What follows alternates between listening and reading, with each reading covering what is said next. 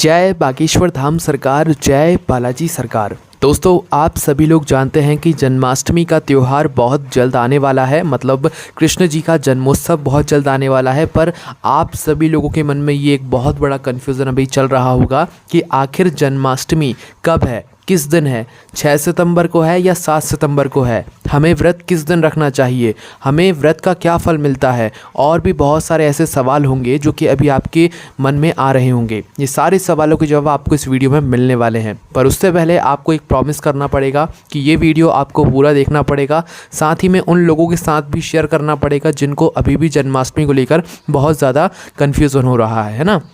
तो दोस्तों, सबसे पहले अगर हम बात करें जन्माष्टमी के व्रत की, तो दोस्तों जन्माष्टमी का व्रत बहुत ही ज़्यादा कल्याणकारी होता है। जो भी जन्माष्टमी के व्रत को रखता है उसका कल्याण निश्चित होता है ना।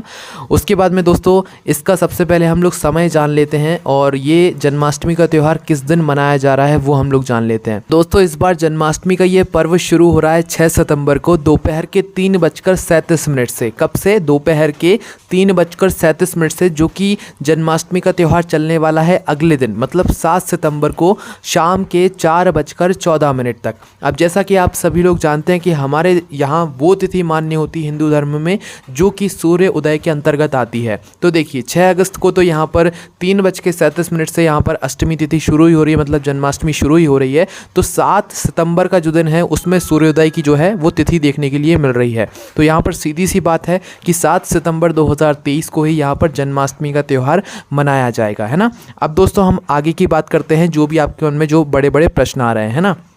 देखिए, सबसे पहली बात, जन्माष्टमी का जो त्यौहार होता है ये कृष्ण जी के जन्मोत्सव के उपलक्ष्य में मनाया जाता है। और इस दिन रात्रि में भगवान श्री कृष्ण को मतलब उनकी पूजन की जाती है, उनका अभिषेक किया जाता है पंचामृत से। और दोस्तों, हम आपको बता दें कि जो व्यक्ति, भले ही वो बच्चा ही क्यों ना हो, बड़ा ही क्यों ना हो, जो व्यक्ति जन्माष्टमी के इस व्रत को रखता है ना, उसको बहुत सारे फलों की प्राप्ति होती है। जैसे कि उसको करोड़ों एकादशियों को करने का फल मिलता है ना। और उसने पहले कोई गलती से किसी भी तरीके के पाप किए होंगे, बहुत सालों से अगर कुछ पाप आपके हो गए होंगे तो उन पापों से भी आपको यहाँ पर मुक्ति मिलती है, वो पाप आपके नष्ट हो जाते हैं। और दोस्तों, ये जो जन्माष्टमी का दिन रहता है, इस दिन जो लोग भी व्रत रखते हैं उनको अन्न नहीं खाना चाहिए, ना ही नमक सेवन करना चाहिए, ठीक है।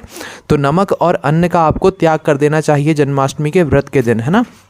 उसके बाद में दोस्तों, जो लोग भी जन्माष्टमी का व्रत रखते हैं उन लोगों को मात्र दूध, जल या फल फूल ही ग्रहण करना चाहिए इस दिन, है ना। क्योंकि दोस्तों, जो व्यक्ति जन्माष्टमी के दिन अन्न खाता है, नमक खाता है, वो नरकगामी रहता है, मतलब वो नर्क के में जाने के समान रहता है। तो इसीलिए आप कोशिश करना अपनी क्षमता अनुसार जन्माष्टमी का व्रत ज़रूर रखना, क्योंकि इससे आपका फ़ायदा ही होता है, भगवान कृष्ण जी का आपको आशीर्वाद यहाँ पर प्राप्त होता है, ठीक है। उसके बाद में दोस्तों, जो ये जन्माष्टमी का व्रत रखता है वो अपनी 21 पीढ़ियों को तार देता है। आप समझ सकते हैं, जिस घर का व्यक्ति ये व्रत रखेगा जन्माष्टमी का पूरे दिन नियम और विधि से, वह अपनी पूरी 21 पीढ़ियों को तार सकता है ना।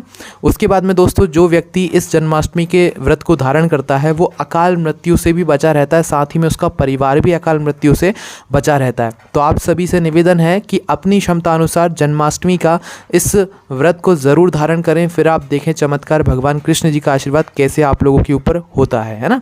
उसके बाद में दोस्तों, देखिए, ये जो जन्माष्टमी का त्यौहार है ये आप किस दिन मनाएंगे? जिस दिन सभी लोग मनाएंगे। और जिस दिन सभी लोग मनाते हैं उसी दिन मनाना सही रहता है, और उसी दिन लगता भी है कि हाँ, जन्माष्टमी का पर्व है। तो दोस्तों, जहाँ तक है सभी लोग और सभी जगह, यहाँ तक कि मथुरा वृंदावन में भी जो बड़े बड़े मंदिर हैं वहाँ पर भी 7 सितंबर को ही यहाँ पर जन्माष्टमी का पर्व मनाया जाएगा, मतलब रात्रि को 12 बजे कृष्ण जी का जन्मोत्सव मनाया जाएगा, ठीक है। उसके बाद में दोस्तों, आप लोगों को जो है कुछ और बातों का भी ध्यान रखना है। जैसे कि आपने जो जन्माष्टमी का व्रत रखा हुआ है, इस व्रत को आपको खोलना कब है? देखिए, अगर नियम के अनुसार देखा जाए तो जन्माष्टमी का जो व्रत रहता है वो पूरे दिन रखने के बाद, मतलब 7 सितंबर को आप व्रत रखेंगे, पूरे दिन रखेंगे, पूरे नियम और पूरी विधि के साथ में। तो नियम ये कहता है कि सूर्य उदय के बाद अगले दिन ही आपको व्रत को खोलना चाहिए, है ना। पर कई सारे लोग जो है यहाँ पर रात्रि में 12 बजे के बाद पूजन अभिषेक के बाद जो है कृष्ण जी के जन्मोत्सव मनाने के बाद मतलब भोजन को ग्रहण कर लेते हैं, प्रसादी को ग्रहण कर लेते हैं। तो उसमें भी कोई दिक्कत नहीं है, पर नियम यही कहता है कि अगले दिन सूर्योदय के बाद ही जो है हमें भोजन को ग्रहण करना चाहिए और अपने व्रत को खोलना चाहिए, व्रत का पारण करना चाहिए। ठीक है, ये बात भी आप लोग समझ लीजिए। बाकी आपकी श्रद्धा के ऊपर है, आप जैसे चाहें वैसे अपने व्रत को खोल सकते हैं, है ना। उसके बाद में दोस्तों सबसे महत्वपूर्ण चीज़ कि रात्रि में जो मतलब पूजन होने वाली है जन्माष्टमी की, उसका शुभ समय क्या है। ठीक है, ये आप ज़रूर ध्यान से सुन लीजिए। तो रात्रि को 12 बजे, मतलब 7 सितंबर का ही दिन रहेगा, तो रात्रि को जो 12 बजेंगे, 12:02 से लेकर 12:48 तक का जो समय है ना, ये वो समय है जिस समय आप भगवान शिव मतलब कृष्ण जी की पूजन कर सकते हैं, कृष्ण जन्माष्टमी मना सकते हैं, उनका जल से अभिषेक कर सकते हैं, पंचामृत से अभिषेक कर सकते हैं, उनका खीरे के द्वारा जन्म भी करा सकते हैं, उनको नए वस्त्र पहना सकते हैं। तो इसी समय के बीच में आप जो है कृष्ण जन्माष्टमी मनाएं। उसके बाद में दोस्तों कृष्ण जन्माष्टमी का जो व्रत खोलने का समय है वो भी आप लोग सुन लीजिए।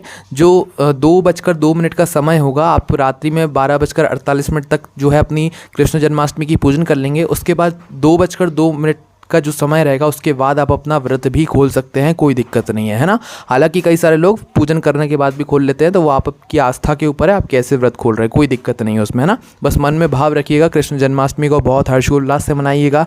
हिंदू धर्म का बहुत ही पवित्र और पावन ये त्यौहार माना जाता है। और आप लोग भी कृष्ण जन्माष्टमी की बधाइयाँ कमेंट सेक्शन में देना ना भूलें। आप लोग भी ज़रूर जो है कृष्ण जी को उनके जन्मोत्सव पर उनको हार्दिक बधाइयाँ दें। जय बागेश्वर धाम सरकार, जय बालाजी सरकार। आप सभी लोगों को कृष्ण जन्माष्टमी की बहुत बहुत हार्दिक बधाइयाँ।